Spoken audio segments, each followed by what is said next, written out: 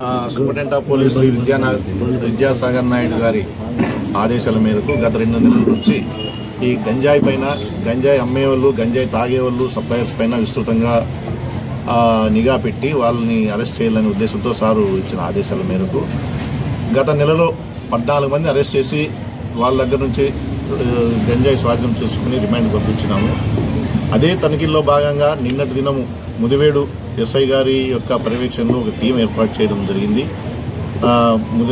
మన rural CI గారు రమేష్, తర్వాత తాలూకా సిఐ గారు వెంకటరమణ గారు వాళ్ళ యొక్క పర్యవేక్షణలో గత దినము ఈ railway bridge Gurubalakota railway bridge కాడ గంజాయి తాగుతున్నారని రాబడిన సమాచారంపై వీళ్ళు దాడులు నిర్వహిస్తే అందులో 14 మంది మాకు పిల్లలు చిక్కినారు. వాళ్ళ నుంచి 3 కేజీల వరకు గంజాయిను తర్వాత చిన్న చిన్న ప్యాకెట్లు కూడా స్వాధీనం చేసుకోవడమైంది.